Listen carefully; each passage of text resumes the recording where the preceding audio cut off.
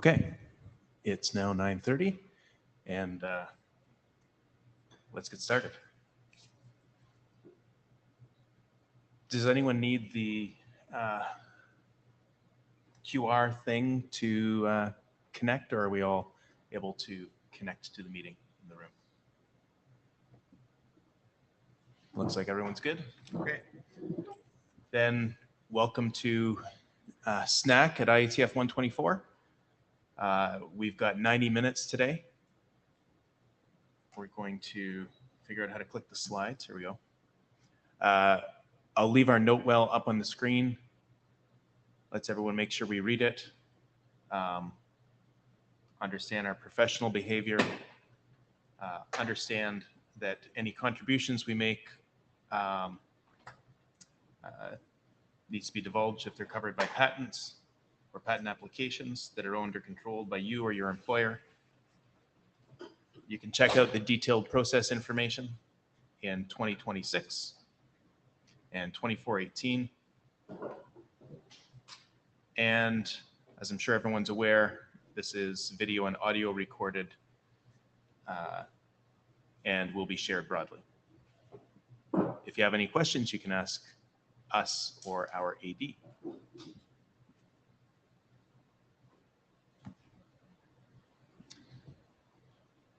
Okay, our agenda today is 15 minutes or so of status on the work that has been completed to date. And there's been significant efforts and changes made in September. We'll go through that. We're going to have 30 minutes to discuss, brainstorm, give our thoughts, opinions on multi-AAL, and ESCO's leading that discussion. This is a little different than our previous formats for this working group. We managed to get a lot done in interim meetings. I'm hoping that many or maybe all of us have read the latest update of the draft, of the SNAC Simple draft. Do we have any agenda bashing?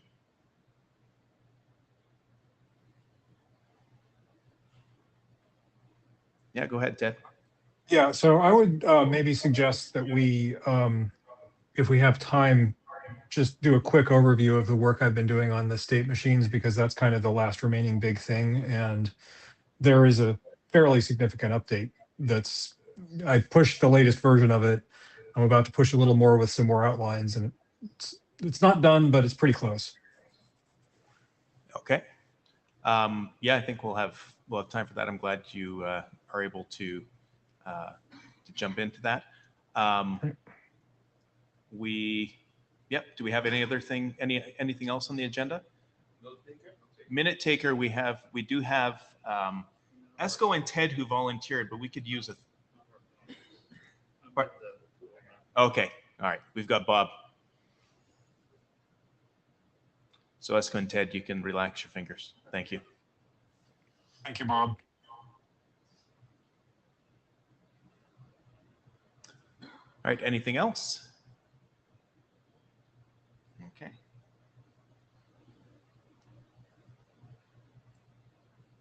All right, so on the kind of general update, and I think Ted, Dave, unless you have another idea here, I think maybe we can get the state machine content in early and then dedicate the remainder to multi-AAL. Sound good?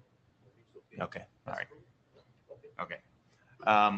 And Ted, if you're good with that, so let me just go through. I wasn't sure if you were going to be on the call, so I prepared kind of a status update for this. Ted's attending another conference right now at the same time. So thank you for being in two places at once. We did close 20 issues in September, beginning of October. Thank you very much to the authors for doing that, and for the participants who joined into those meetings. It was greatly appreciated. We do have 30 items remaining. Of those 30 items, the primary substantive one is the state machine that Ted had mentioned. And that brings you to the question, who has read, you can raise your hand, revision 8 published on October 10th. We've got a couple. Okay, all right. So I'm not going to go over all the changes from that revision. I hope the working group participants will go out and run the diff and take a look. Well,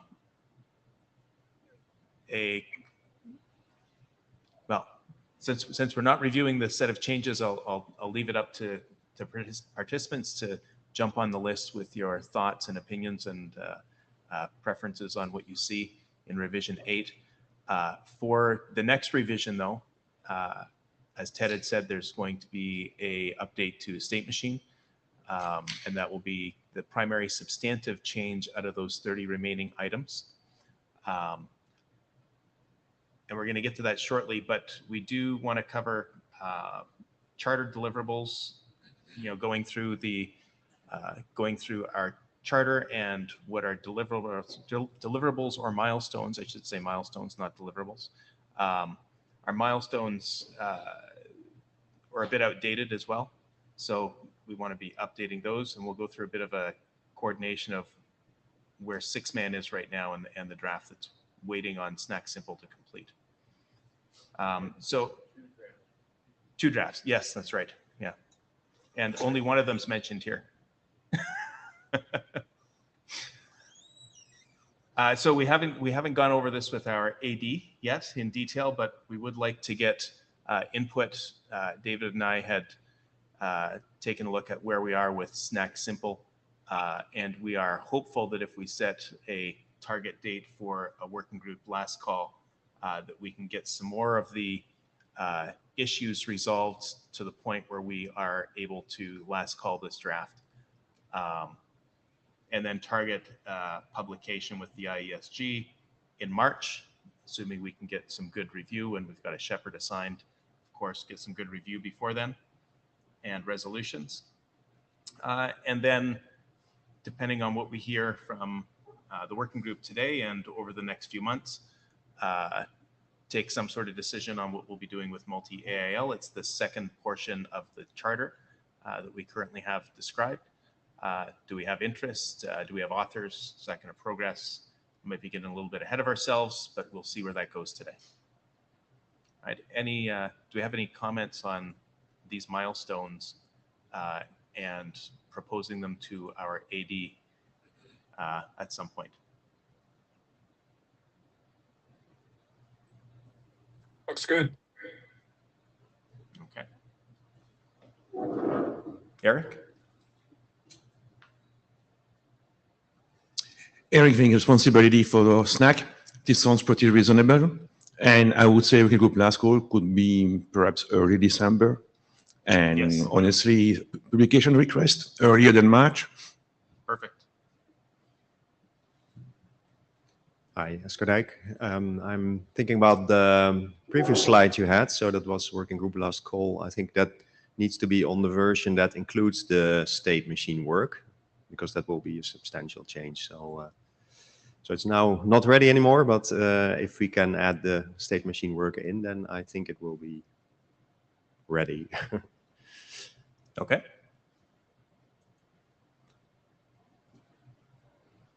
And since we're on that topic, Ted, you had said looks good to you. Yeah, sorry, I was, Esko is correct, I'm wrong. Okay. Terrific. We'll record these. So we're missing a draft here. We've got one draft that's sitting in the RFC editor's misref status, I guess. 6-man SNAC router RA flag.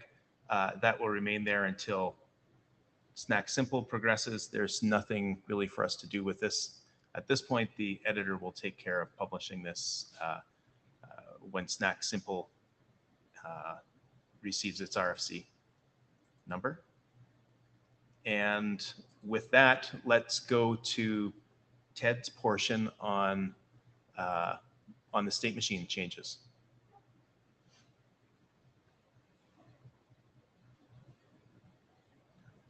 So I'm going to try and present. I'm having technical difficulties with Meet Echo. So I need to present from my iPad.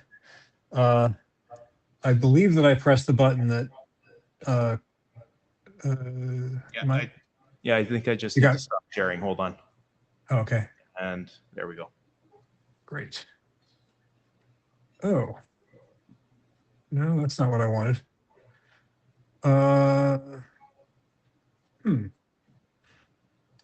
This is not great. Okay, yeah, the thing I actually want to share is the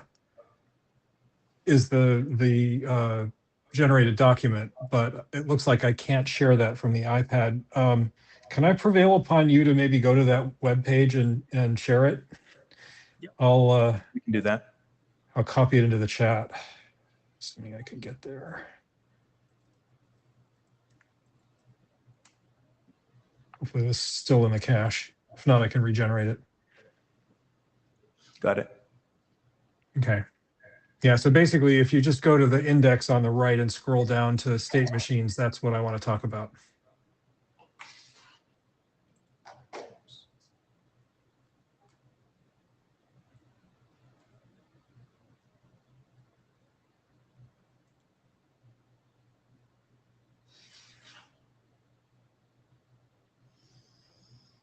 Ooh.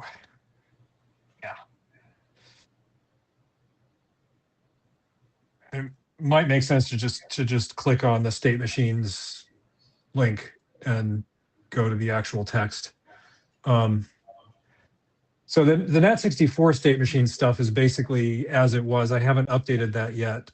That's pending the additional state machines that I've added. So the first state machine that I've added, basically what I wanted to kind of explain here, first of all, is just what state machines we're doing here. So we've got two different NAT64 state machines. One of them is controlling maintaining the prefix that we're going to advertise on the SNAC network, on the Stub network, and the other is maintaining the state of translation, because we may or may not actually need to translate.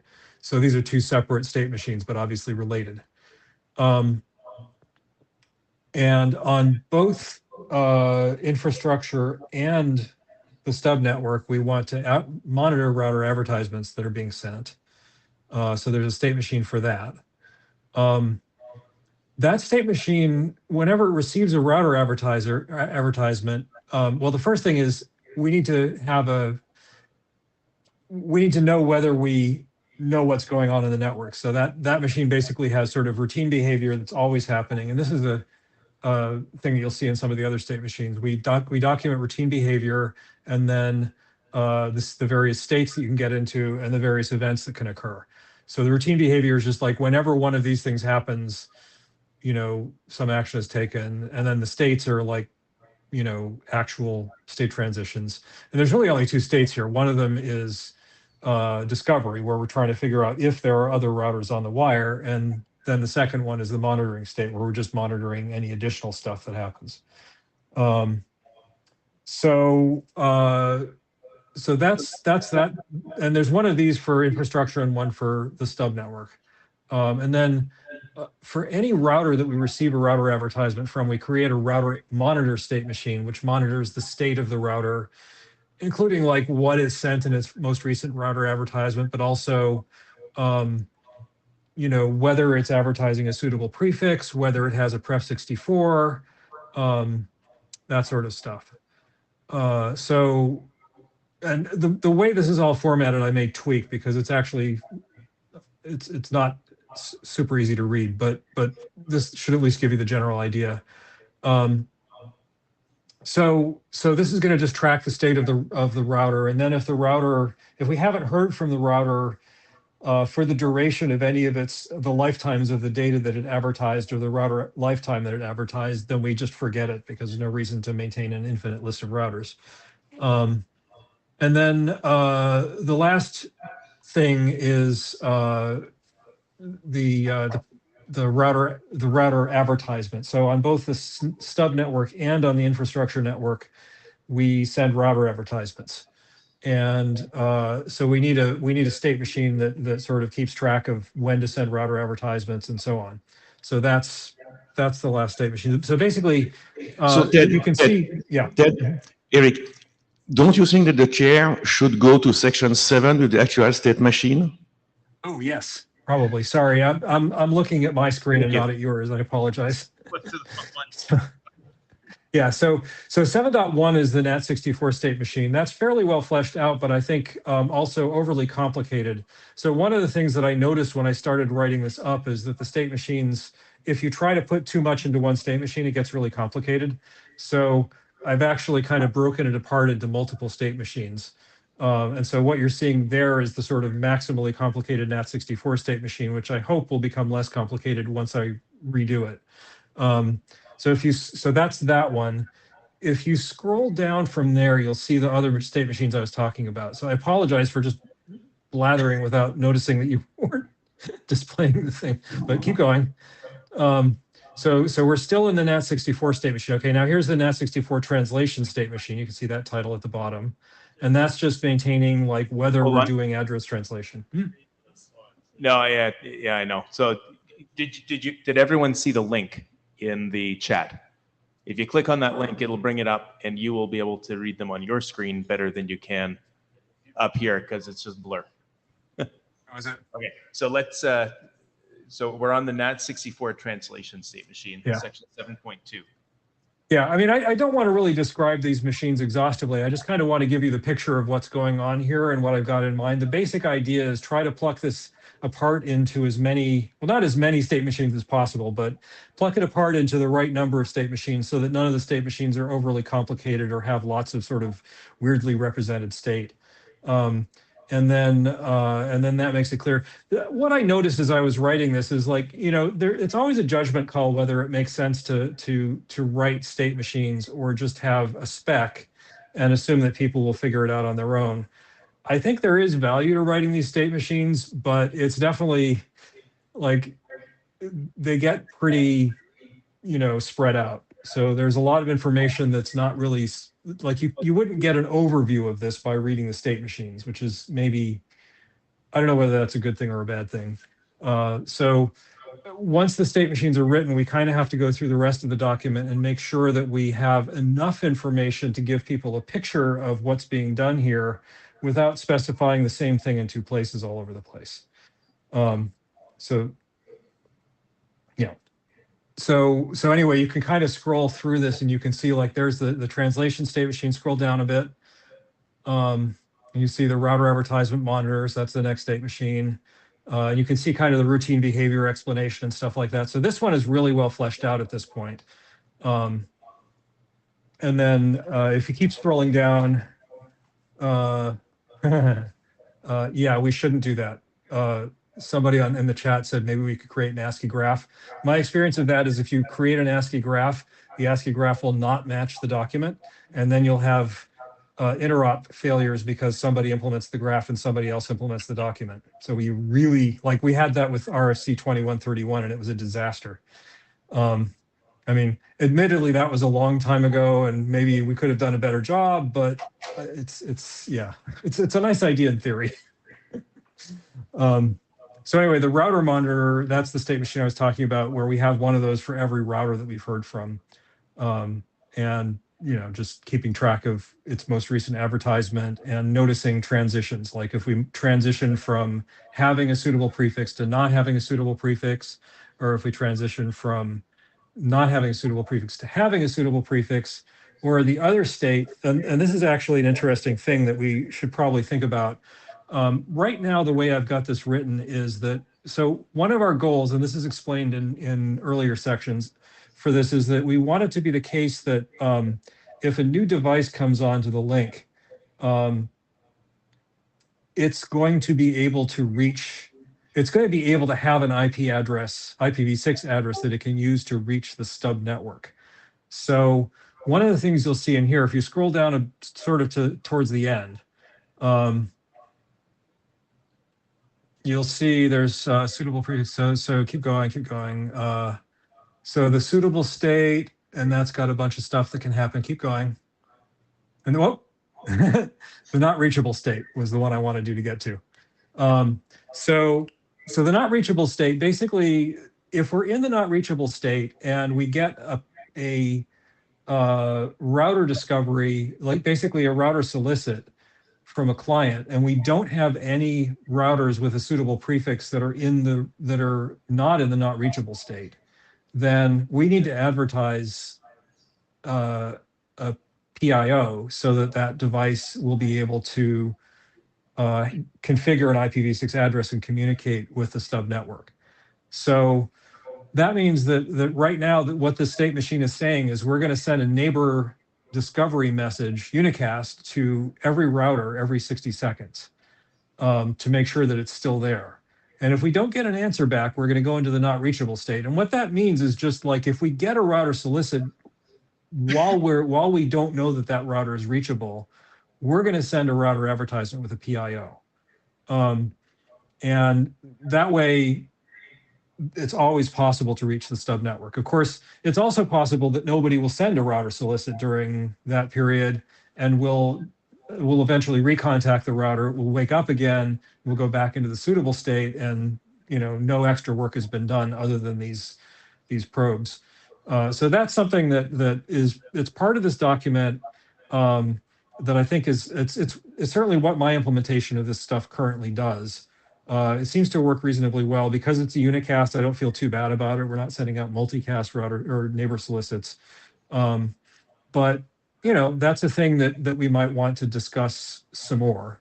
I think Esko, you and I had some discussion about how to handle this earlier, but I just wanted to call that out that that's in the state machine. And then the other two state machines that remain are the prefix delegation state machine, and that's just going to be there to track the state of a delegated prefix when we need one. So if NAT64 wants a delegated prefix, then it will start one of these and it will keep track of the prefix. And if the prefix expires or something like that, then it has to inform the NAT64 state machine. So this is a little bit more, this is like just teasing out some state out of the NAT64 state machine so that we aren't, so that it can be less complicated. And then the router interface advertisement state machine is just the thing that there'll be one of those for infrastructure and one of those for the stub network. And they just, decide whether or not to, and what router advertisement to send. So that's pretty much all that I had. I just wanted to give people that kind of that overview of where the work is because, first of all, you may have seen something here that seemed good to you or seemed bad to you. And if you did, this would be a good time to tell me. And secondly, I'm hoping that I'll have this fully fleshed out. December 1st is the date that Eric gave, and I think that's maybe optimistic, but definitely something to shoot for. So we'll see how it goes.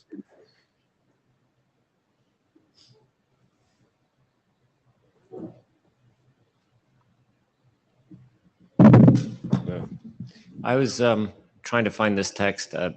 Clearly, it's not in the current draft, but Names first, please. Lorenzo Politi. Sorry, the name is on the screen. I never know if I should say it or not. Oh, thanks.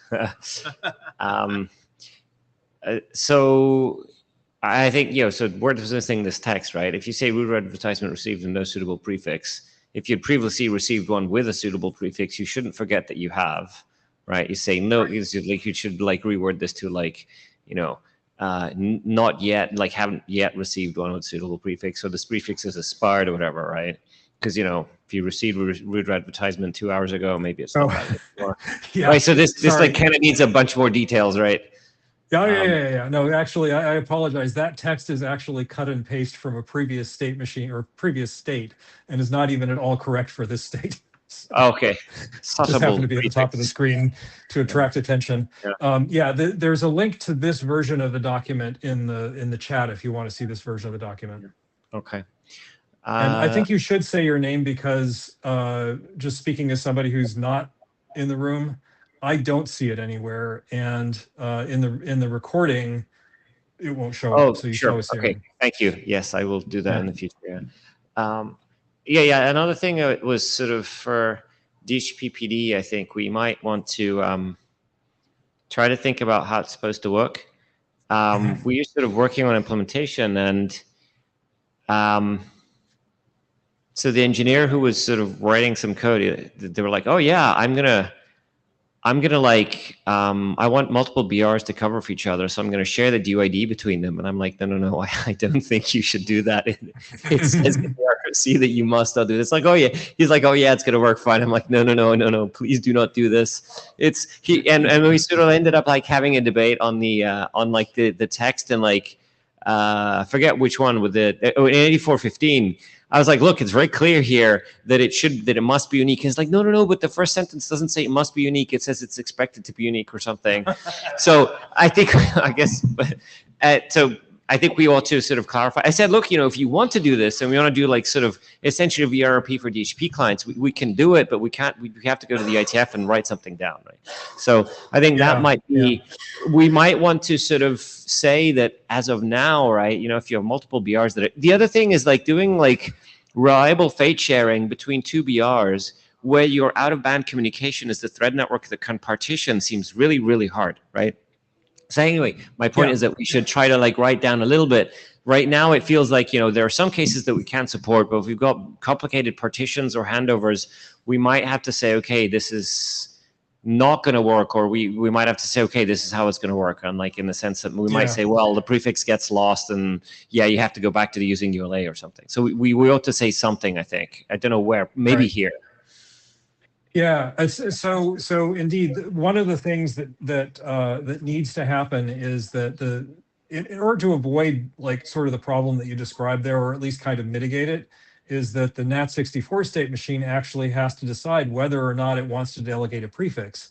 And so if you look in the NAT64 state machine, there's all of this stuff about how to figure that out, which we can't take out. I mean, that's part of the state machine. So yeah, that's already kind of factored in. And indeed, I had the same thought that your engineer had, that it would be awfully nice if there were a way to share the prefixes, but that is a hard problem. I agree. And it's not straightforward, and certainly doing it over thread is not the right solution. So yeah. Anything without any head there. So like another participants, I think ASCII art or SVG could help, but okay, I understand the point of view of giving two representation. Now, the leading text of section 7 seems to indicate that those machines are only for description, so they are not normative. Is it on purpose? And I would agree, because there's a lot of things are local decision, local implementation, right? Yeah, so the state machines, I mean, I think that's the right attitude. Like, we don't want to tell people, you have to make these state machines and make them work this way. But I think it is helpful to be able to describe the transitions, because I have to say, as an implementer, I have learned all of this stuff the hard way, and it was hard. And so if you just throw somebody at this problem and say, hey, go implement this, there's a pretty good chance they're going to miss a lot of subtleties. And so calling them out in the state machine like this, I think really is a useful exercise. But you're right, it probably makes the most sense to have this not be normative. Again, though, you can say, so the ASCII art, the problem with the ASCII art was that people treated it as normative. And so you can always say this isn't normative, but people will still treat it as normative. So we have to be super careful about that. You are really looking for excuse for not doing ASCII art. I understand it. I'm joking there. Yeah, which is I'm joking. You do whatever you want, obviously. So as we agree, because I think if you make those FSM normative, you are freezing the spec and freezing the implementation, right? So if you make it descriptive, that's perfect. You may want to get the one line leading text on section 7 way more assertive, saying it's description, right? Implementation may vary or something like that. Thank you. That makes sense. Thanks.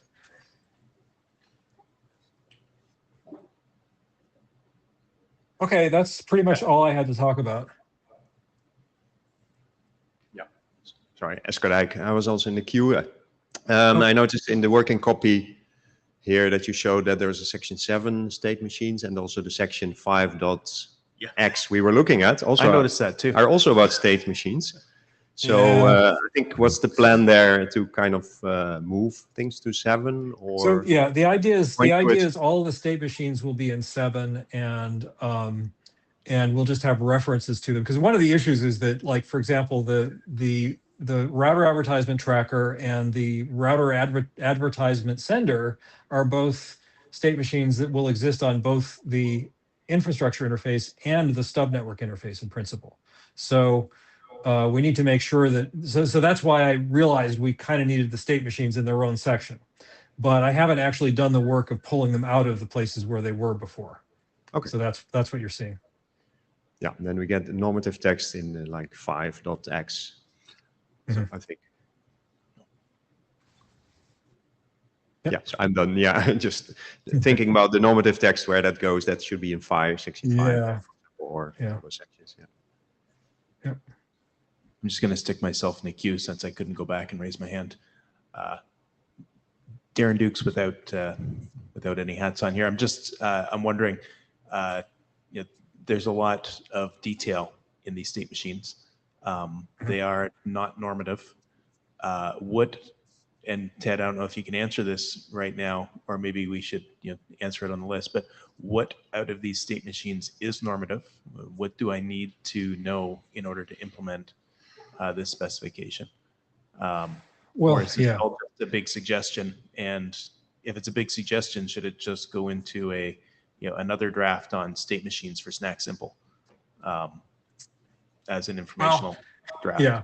So when I originally wrote this document, I actually didn't intend to have any state machines in it, but everybody asked for state machines. And so we started adding state machines. And the problem with asking for adding state machines is that once you go down that road, it very quickly becomes clear that if you want to get it right, you have to do a lot of work. And that's where we are right now. So it's, one absolutely valid approach to this is either to just throw all the state machine stuff in an appendix, which makes it clearly not normative, or as you say, put it in a different draft, which means that then we can go to last call earlier maybe, but then we need to make sure that we have everything we need in the actual document. So the other thing we could do is actually make the state machines normative, not in the sense of you have to do it this way, but just this is where the spec is. And get rid of all of the text that's elsewhere in the spec that talks about the same thing that the state machines talk about. And there's definitely an argument to be made for that too, although, we have to be super careful because we really don't, as Eric said, we don't want people to feel like they have to do these exact state machines. That's not the goal. But I don't have an easy answer for that. You saw my preference at the beginning and everybody argued against it. Well, not everybody, but some people argued against that. And I think they had good points. So that's how we got here. Okay. Yeah, maybe that's a list discussion item then. I'll write something up. Lorenzo, clearly I do have an answer. You're just not going to like it. Here's the answer. 7 is the current state of section 7 is basically describing a possible implementation. And the reason people ask for state machines, in my opinion, is if you look at section 5, it doesn't tell you what you need to do. And I don't think there's anything in this document, unless, if I were to look at this document and I wanted to do something that interoperates with what you wrote, which is kind of the goal here, I think, right? I think the only thing I could possibly do is implement exactly what you said in section 7 and hope for the best. Because there is, section 5 is, I think, rather underspecified in terms of what an implementation ought to do. It doesn't say, when all routers that have when all prefixes known have been withdrawn, you must do this. And it has to say that, right? Because when all the prefixes must be withdrawn, you kind of have to show up and say, okay, now I'm the router of record, I'm going to start advertising, right? And it's sort of I think it is elsewhere in the document, but I think it just needs to be very clear. Once there's enough in there, I think the state machines could be relegated to ASCII art or moved to the appendix. I think the appendix is a good idea because it shows that they are sort of helpful but non-normative, right? I do agree that the appendix is good, but I think it's basically underspecified, and it's underspecified enough that if we basically throw this out there under the market, I think people will do very interesting stuff that just won't work very well. So I think it's kind of risky to publish it as is. I did say you wouldn't like it. Sorry. Yeah, I mean, Hi, Bob Hinden. I mean, this is not the first document to run into this issue. You can, if you go look at things like neighbor discovery and VERP, there are state machines and there are words around them that talk about whether this is just a way you could do it. So you don't need go look at some other documents. You should be able to find solutions to this, so it can still be in the document and be clear what it is and what it isn't. Tim Winters, just want to echo what Bob said. Neighbor Discovery does the normative text in the main part and then has a lovely appendix. But then also has the statement saying, if you're looking at the appendix, go up and read the normative text. That's what matters. And I think that's kind of what you want to do, Ted, is you want to say the normative text, whatever you have above, that's what matters. And then the state machine is easy to read. Most people, in my experience, start at the state machine just because it's easier to understand conceptually when you go to implement what you got to do. So I'm sort of with Lorenzo here, having read the document. I think you're going to need to put more words. Whether you put them in the form of a state machine, I think is open. Yeah. Okay. So I think what I'm getting out of this discussion is that I'm going to try and do my best to update. First of all, to make all of the state machines be in the state machine section. Secondly, to make sure that the normative sections actually contain information they need to contain, which according to Lorenzo and you, and I don't dispute this, currently don't. And then once I have done that work, then it would be awfully helpful if all of the smart people who are making these comments could also read them over and make sure that, so for example, Lorenzo, look at it and see if you still think it's underspecified, and if so, suggest what needs to be fixed to correct that. I mean, you've already made some suggestions, so I'm not trying to make any demands here. I'm just saying I'll take a pass at it, but then it'll be helpful during maybe during last fall if people can reevaluate that question. Thank you. Yeah. Here, my queue is empty. Is that it, Ted? All right, I'm done. Thank you. All right. Next up, we have ESCO.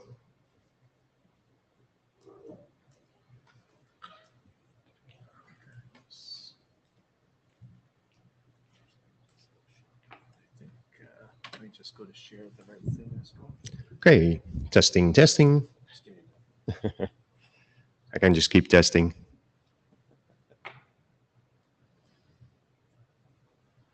Attention. What did the fire alert say?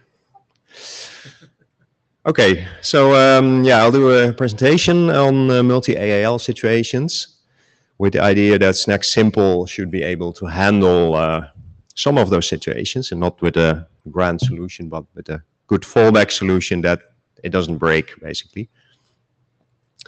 And this does not contain all details. I just looked into some of the GitHub issues we were discussing, so that actually has more details on things like IPv4 support, IPv6, and if both are there, or if none of them are there on the AIL.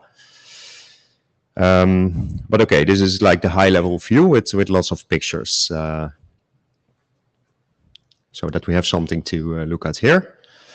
So this is just to note the idea of the ideal SNAC situations. You have a single AIL here with 2 SNAC routers as an example, because you need at least 2 routers to get to 2 AILs. So this is kind of the simplest example that I use here. And you also see a CE router that's there on the link. So this is like a home router, and a couple of MDNS hosts. So these are devices either looking for services using MDNS or offering MDNS services to others. And it should be the case, of course, that we have discoverability of those services. So that's one of the SNAC goals, so that devices in the Stub network can find the services on MDNS, and also the MDNS hosts can find services offered by the Stub network nodes.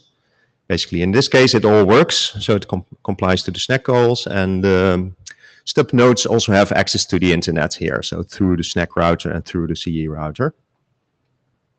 So that's all smiley faces here. But now we go to see another situation. What's the problem with this? Well, in practice, we see that in home network with multiple SNAC routers, you can have multiple AILs for various reasons. And with SNAC routers, as they are currently defined for a single AIL, that stops working in some of these cases. So that with multiple AILs, you might get a random or unpredictable breaking of the SNAC router functionality, which means our goals cannot be met anymore. So this could be devices not being able to connect to the internet anymore, or MDNS hosts that cannot discover their service anymore, etc. So we'll also see why. First, we look at the reasons why these multiple AILs may occur. So there are a couple of things that might happen. So simple ones could be like an Ethernet cable that is unplugged, so explicitly by a user or accidentally. Connector falls out. I do have that a lot. Maybe I'm the only one here in IETF, but yeah, these plastic things break off and then the connector keeps falling out of the ports. Yeah, happens a lot. I don't buy new ones because they still work fine otherwise. It could also be that the Ethernet switch just stops working, it's broken, or it gets powered down. So that can also happen if you have power in your home that gets switched with buttons and lots of devices are switched at once, and it could be accidentally done as well. So it could be a temporary situation as well. Now, number 3 is basically you could have a stub node, so one thing on your 6LoWPAN mesh network, which actually can act as a 6LoWPAN border router. So it's basically capable of being a SNAC router also. And it has an Ethernet port, which is normally not connected.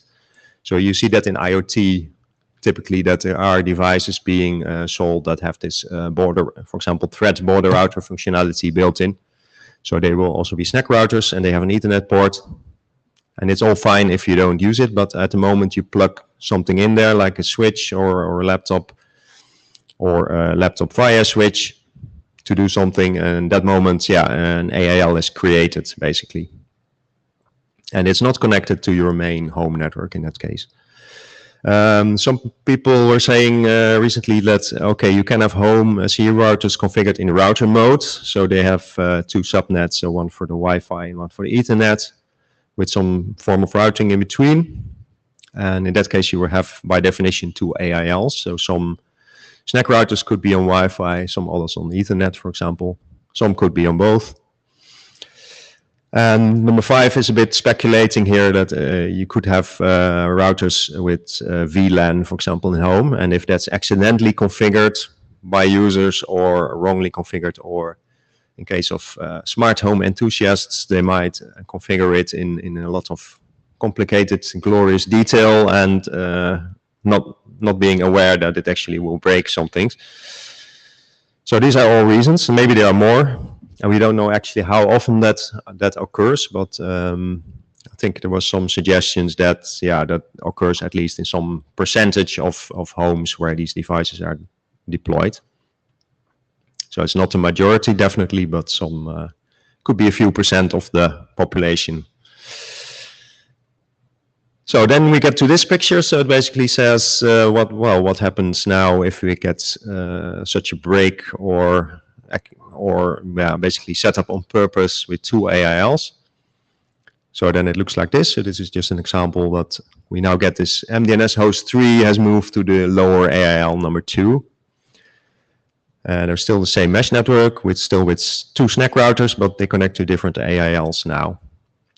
So in terms of the routability goals, that still looks okay. There's one thing that the MDNS host 3 cannot talk to 1 and 2 anymore, because the stub network is not for basically routing through it. So that simply becomes unreachable. But that's okay. We don't intend to provide this routing through the stub network. It's a stub after all, so that's okay. Nothing to do about that. In terms of discoverability, that could be maybe more of an issue, because basically this MDNS host is also not able to discover stub nodes, and stub nodes are not able to discover MDNS host 3. And that basically one of the next slides will explain why that is the case, because it might be a bit counterintuitive. Stuart, you have a question? Yes, I do have a question. Yep. I'm Stuart Cheshire from Apple. The thing that's not clear to me looking at this slide is you are depicting a scenario where certain things don't work. And I'm not sure whether you're saying, and this is a problem we need to fix, or whether you're saying, and this is fine, don't worry about it. For example, in this case, you gave several examples of odd configurations, and arguably some of those are just the user's fault for messing up their network. One of them was you plug your laptop into the Ethernet port on the home gateway because you want to access the management page. If we take SNAC and thread out of this picture, and just imagine you do that today, then that Ethernet port doesn't have access to other stuff on the other side of the NAT gateway. And I'm not sure whether adding SNAC to the picture is intended to change that, or are you just pointing out this doesn't work today and it will continue not to work? Yeah, I think it's the last one, so we don't want to solve that necessarily. I think there are still a couple of things we want to solve, but it's not intention to provide, for example, connectivity through the Stub network or anything. But I think it will be more clear maybe in the next slides that are coming up here. Yeah, and the MDNS host 3 could be indeed something like a laptop on a switch that the user plugs in because, okay, I want to access the web page for that device. So that's really a smart home enthusiast type of scenario that would not normally occur. Lorenzo, yes. Lorenzo, clearly, do you have later, or is it even in this slide, an example where AIL2 and AIL1 are the same network, just on a different interface, like one of them is Ethernet, one is Wi-Fi on the same SNAC router, or? Yeah, that's not in the presentation, so it's relatively selective, simple, and not considering all the cases. So I didn't look at that situation actually. I could see how that would happen, and so in particular, I could see how it will happen if I plug in a TV to Ethernet and Wi-Fi. There's going to be situations where it flaps between the two.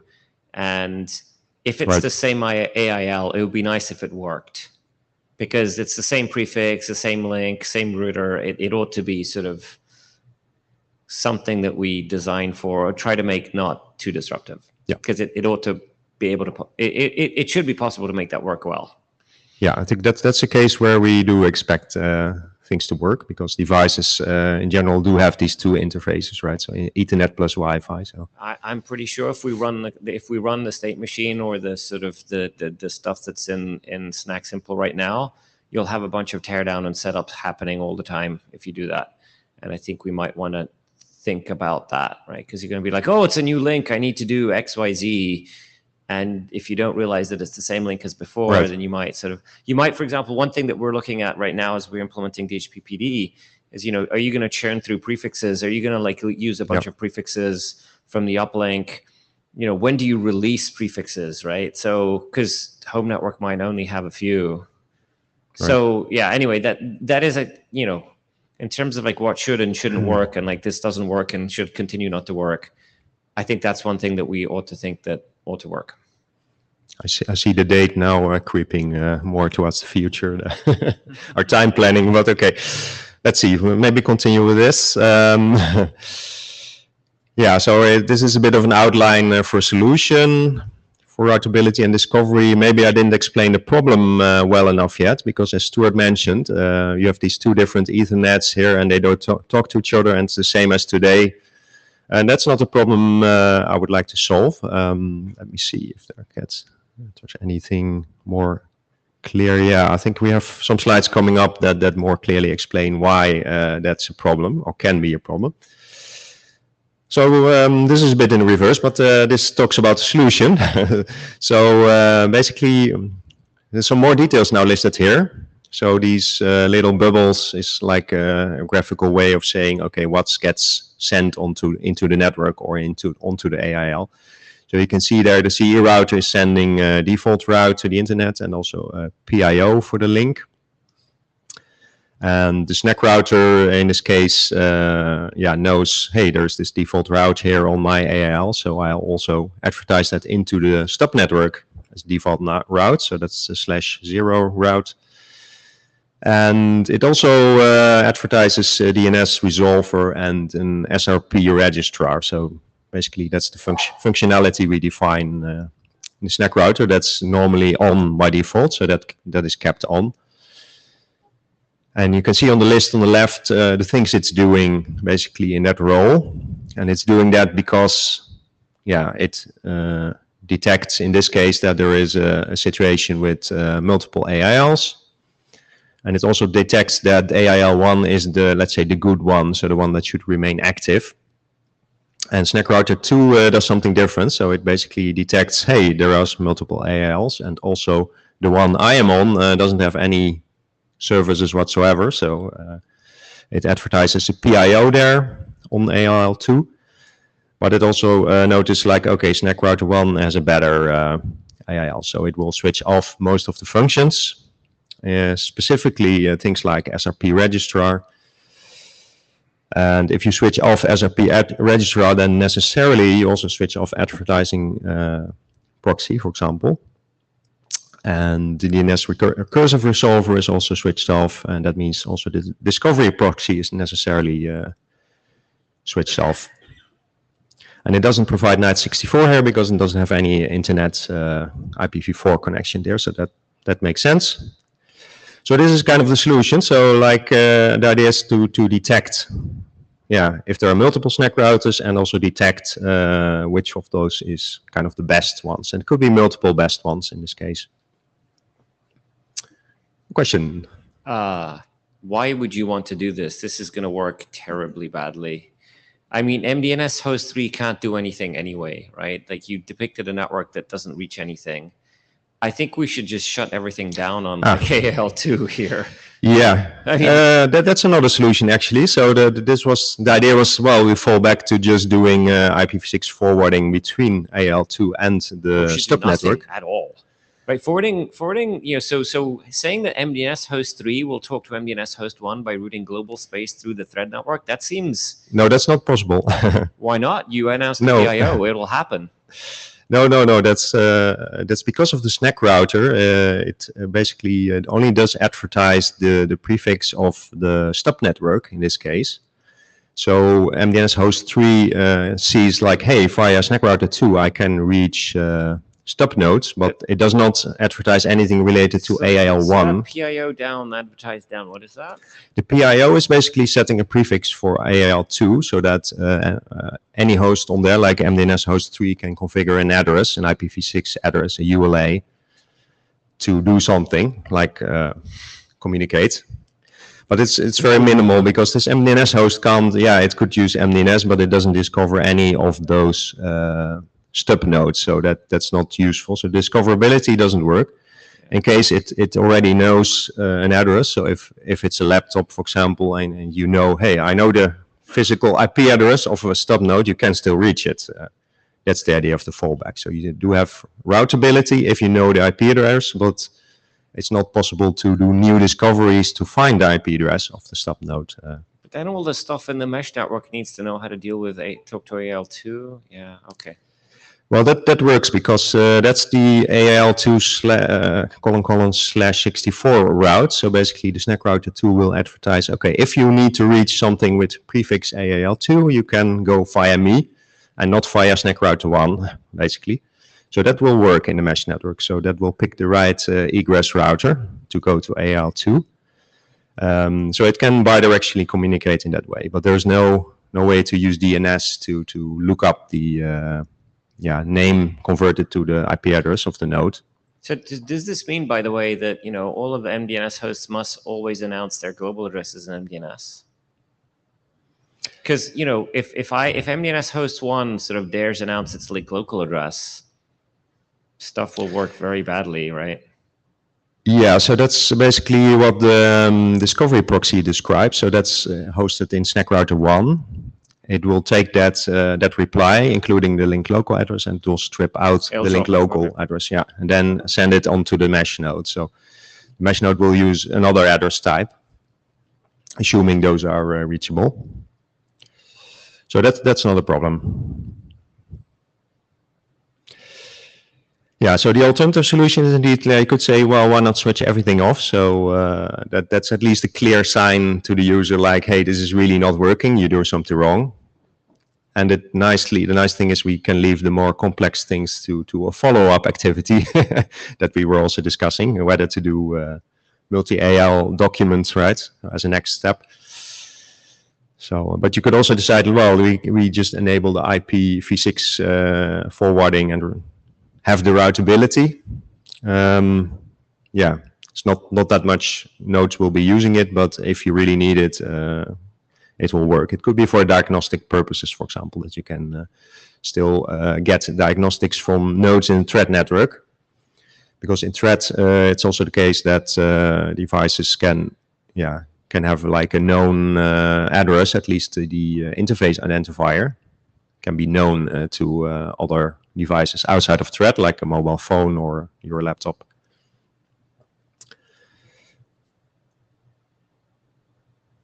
Okay, this is just listing some pros and cons of that solution. So you kind of have a fallback.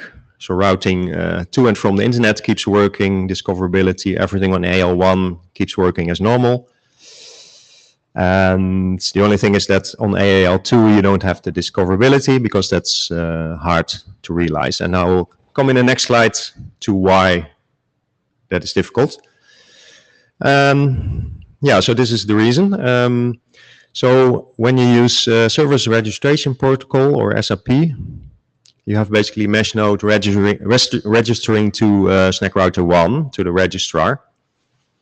So basically it announces its service there, and then that service will also be multicast on AAL1 for others to use.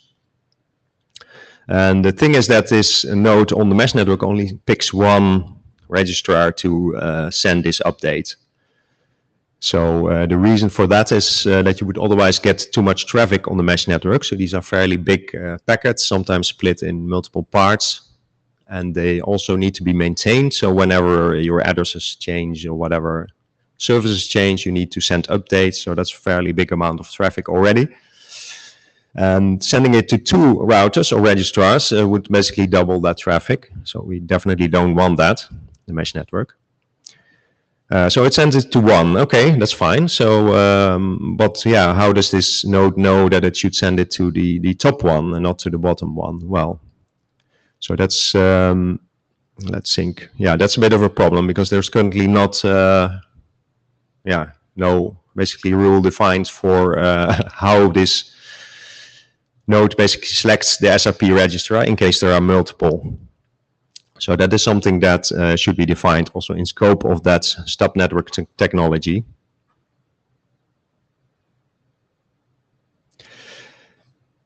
So what you could do is have some heuristics or rules for selecting the main AIL, and the idea is then that the SNAC router that has the good AIL remains on, and the one that has a less good AIL switches off most of the functions.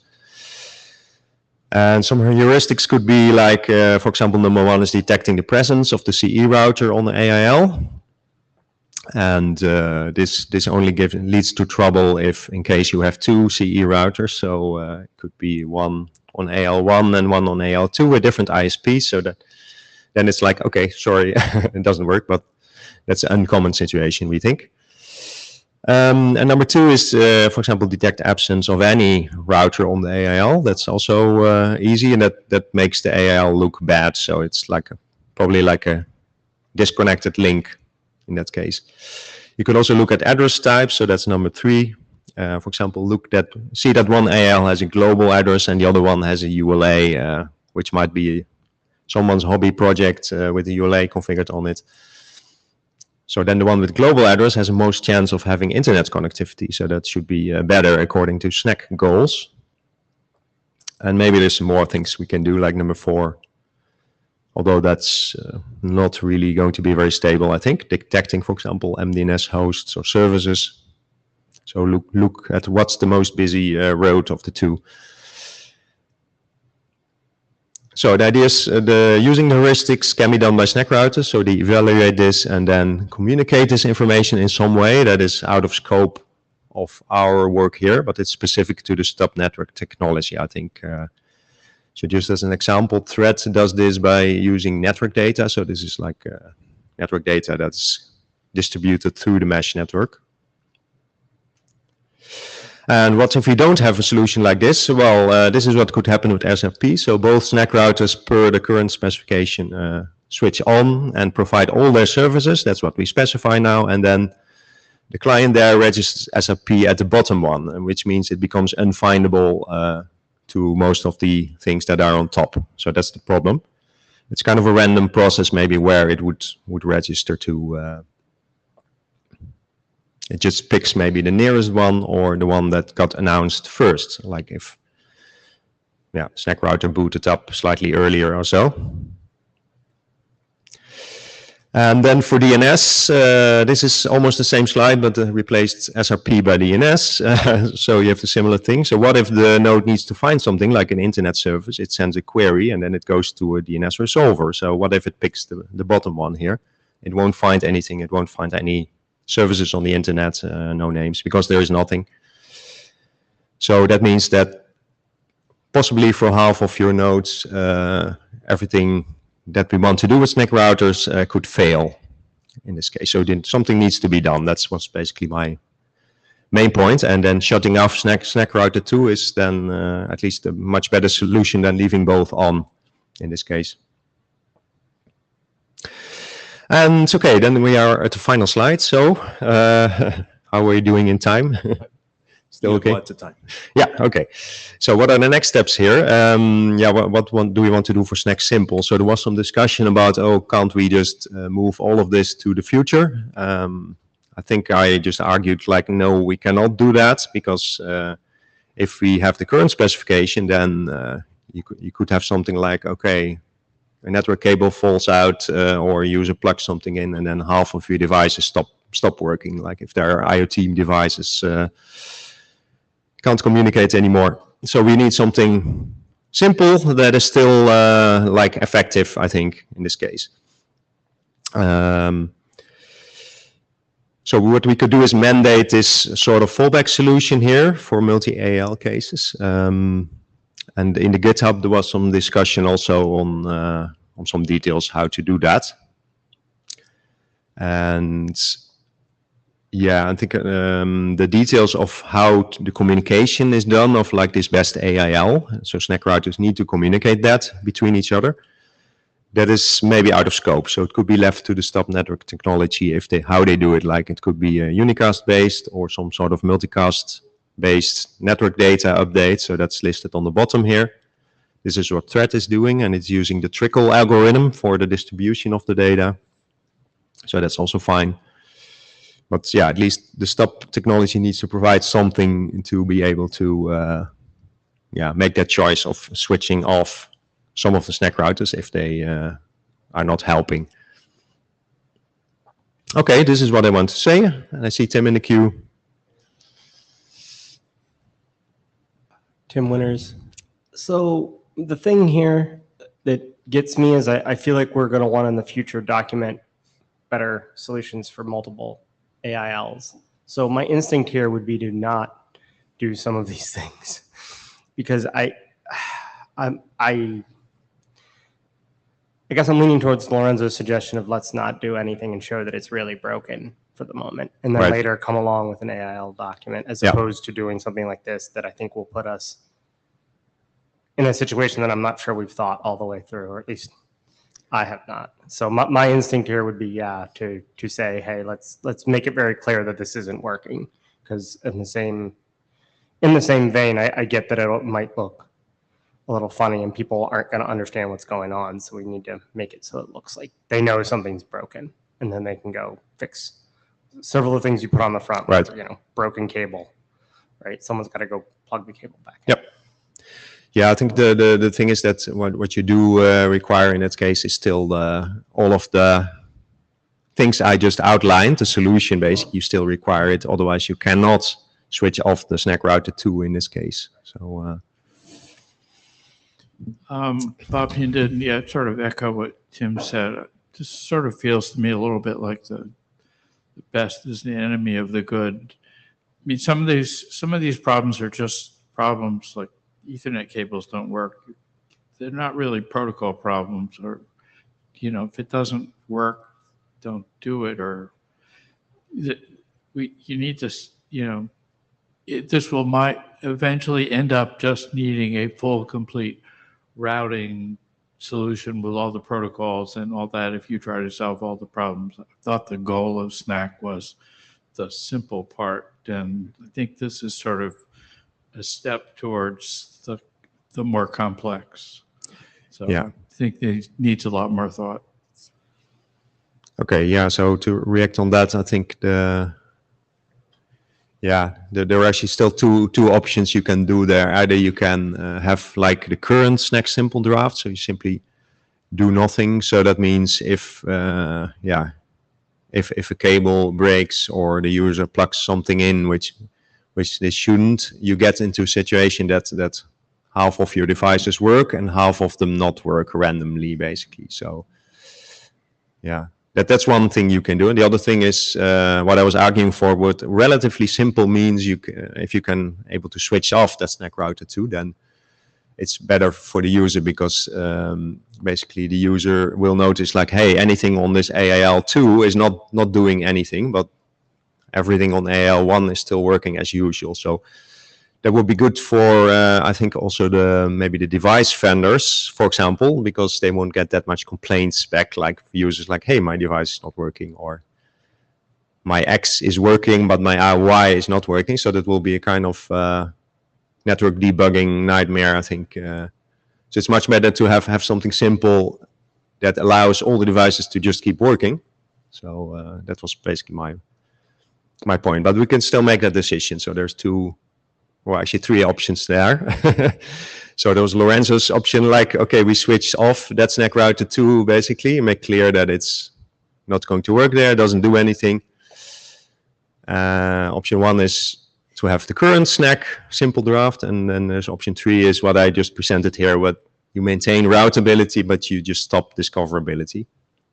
So there's like 3 ways I see to go forward here. So can I just? Yes. No, I guess go ahead. Well, yeah. So there's also an additional thing to say here, which is that this is not urgent for the IETF. It's urgent for the thread group, but the thread group actually already has a spec in which we can put the heuristics that make sense for the thread group. So we don't actually have to solve this problem here in SNAC simple. It's perfectly fine to punt this to SNAC complicated and then do it there, which I think we should, because we're not, there isn't like some bleeding wound that we have to put a Band-Aid on right now. So I don't know if that makes sense to you, but I mean, I think the other thing I would say about this is if we were to do something in SNAC simple, I think the only thing that we could do in SNAC simple that would make sense would be to have some kind of heuristic that detects the most common stupid misconfigurations and disables the router that is least likely to succeed. And the reason for doing that, contra to what Bob was saying, is that the whole idea with SNAC is that this is an unmanaged device. The user has no idea how networks work. They did something that screwed up the network, and they're not going to be able to figure out how to fix it. So if we don't fix it, it ain't getting fixed. Or else they're just going to randomly go and plug in cables, which might fix it, who knows. But the point is, there is actually a justification for trying to solve this problem. That's why we're doing it in thread. Maybe we should do it here. But personally, I think maybe we shouldn't do it in SNAC simple. Okay, yeah, that's a good point. Lorenzo? Yeah, so Lorenzo Calidi, I think we should have some text in SNAC simple that says what is and isn't out of bounds. And I think saying in SNAC simple, look, if you have multiple AILs, the stub network must have a mechanism for choosing just one of them. Because if you, I think what ESCO says is if you just do what's written in the draft, a bunch of stuff will happen on AIL2 and it's just make things worse, right? So I think I do agree with that. So I think saying, in order for SNAC simple to work for you, you as a stub network must choose just one AIL and inform the BRs that if they are not on that AIL, they should not act as BRs. I think that's something we should say here. And yes, I agree that we can try to solve the problem later, although in practice, I think it's going to be very difficult to solve in a general way. It could be just one sentence, right? What you're just saying. Yeah. We add that, and then thread can figure out how to do that, and other users as well. I think the bottom line is like SNAC Simple doesn't support it doesn't work if you attach multiple AILs and the stub network doesn't choose just one. I think it just doesn't work very well. So I think we do have to say that's a limitation of the current solution, and we should say that stub networks are responsible for doing this, for basically picking just one AIL at a time. Okay, yeah, that sounds good. Darren, just for myself here, if I just go back to this side, I'm sorry, I took the remote from you. Yeah. So thank you. Eventually, router 2 realizes that there is no RFC 7084 CE router on its link anymore, right? And what happens with the current spec in that case? Yeah, with the current spec, it just works, it keeps operating as a SNAC router, basically. So it's not meant to detect CE routers. It's just looking for a suitable prefix. And then if there's none, it will advertise the prefix, basically.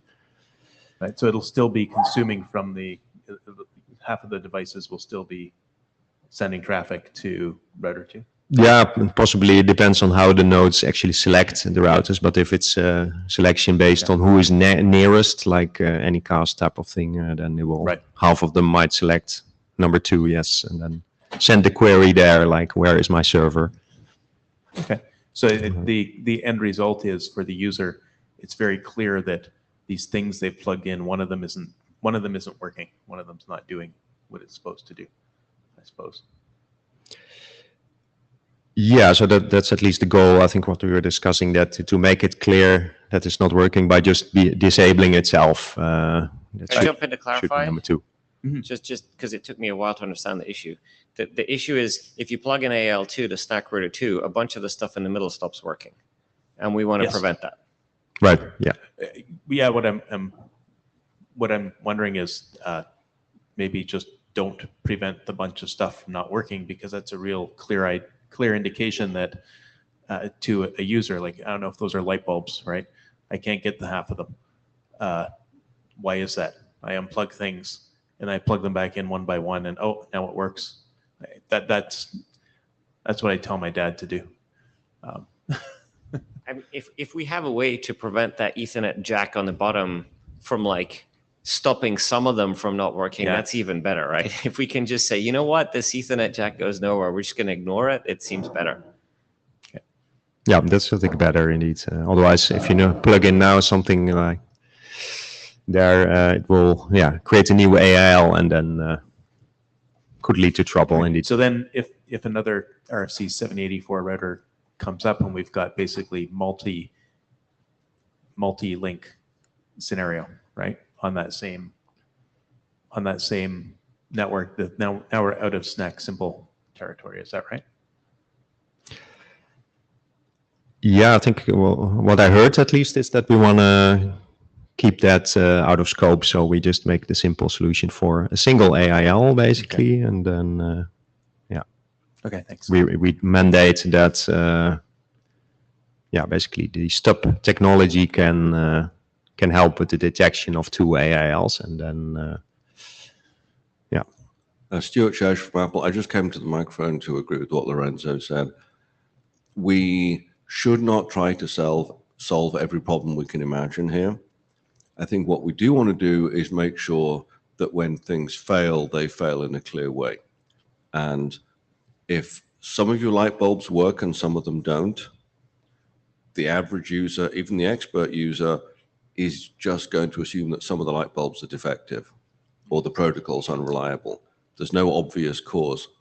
If none of your light bulbs are working, okay, now there's a clear pattern, and it's that Ethernet cable you just plugged in, or whatever you did wrong, you fix it and now the light bulbs start working. But if it's apparently random, it provides very little hint to the user about what caused it, and then they return products, they write scathing reviews, they seethe on social media, and that's not helpful. So we don't want to solve the failures necessarily. We don't want to be too ambitious, but we do want to make the failures clear and understandable. So then, is that an implementation, or is that a standards question? Do I implement my product such that when this happens, I fail nicely, or do I specify it in the standard? This is one of the key questions about standards, is what is appropriate to write in the standard and what is a vendor decision. And one of my guidelines for that is, if a mistake by vendor A makes vendor B look bad, that's where standards groups have a value, because when the pain is not aligned with whose fault it is, then that the incentives are poor for actually fixing the problem. And in this case, ill-advised behavior by a SNAC router results in light bulbs by a different vendor not being reliable. You're not connecting the dots there in a way that gets the problem fixed. And the router vendor may have little incentive to care about this. They put the logo on their box, they're selling it, they're calling it a SNAC router, they're happy with that, and the problems are someone else's problem. They are passing the certification for sure. Yeah. That's a good analogy, thanks. So Eric, this time as a responsibility, as you know, I want to get SNAC simple shipped as soon as possible, cannot stay forever. So writing one line, if we can say, hey, in this case, we remove A2 and SNAC router 2 disappear from the picture. This is brutal, but it should be working. And you stole my words, Stuart. This is clearly an operation issue to detect this. So we need to be as standards. Now, on the other part, all the work you've done could stay in SNAC in other documents, right? We got the complex one, which is kind of linked to this because we have only one uplink. But if I remember correctly, the SNAC complex is when you get two uplinks. Yep. So that can be carried forward. I think also, that's good. And I think what Ted said is also correct. So I didn't react to that yet, but as long as, let's say, in terms of the Stub network, if we have a thread using that at this moment, then they could also define a little bit extra, and that extra things could also land in SNAC complex later on. So that I think it's okay if we, let's say, add our single sentence saying this is how it should work, and then we define in threads, we define exactly how this communication works on the mesh. We will find something for there, and then, we don't need to do all of that in the IETF working group. Okay. Great. Anyone else? Okay, thanks. I can sit down, I guess, then. Thanks, Esko.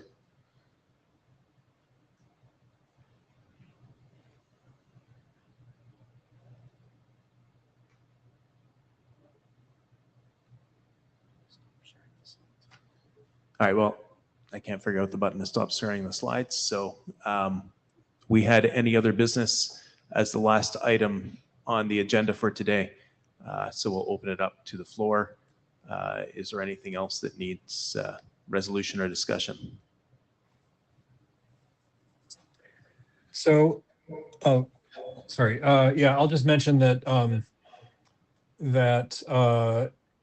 we have some work going on in DNSSD revolving around being able to advertise SRP on Wi-Fi links, which is, I think, highly relevant to the sort of SNAC complex use case.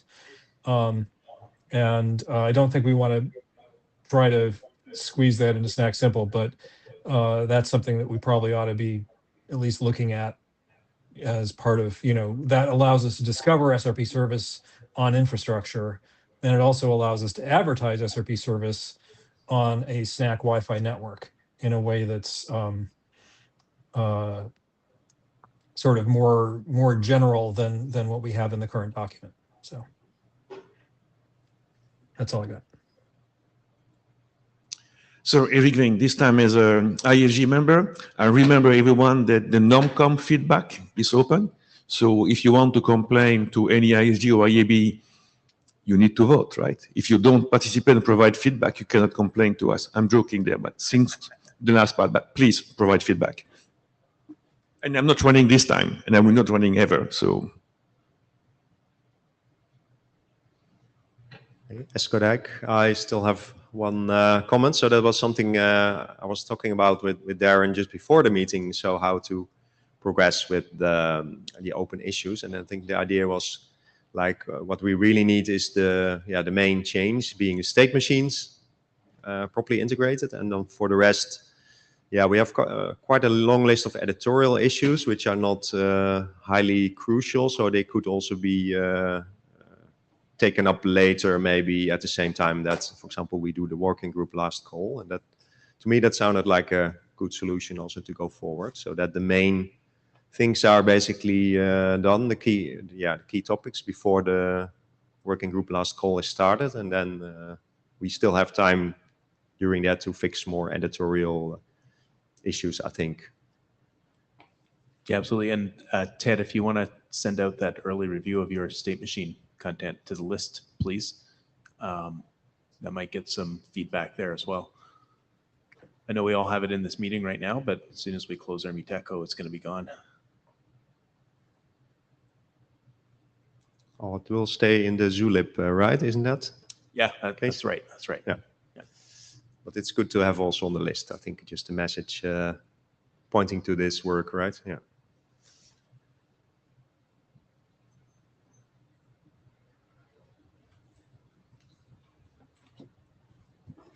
All right. Anything else, David? Okay. We'll end 9 minutes early.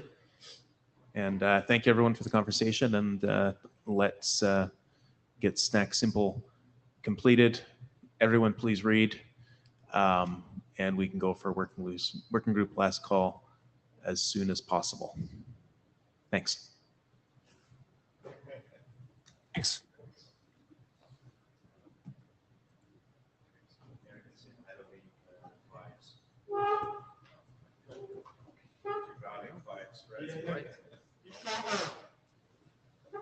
We'll be at 90 minutes.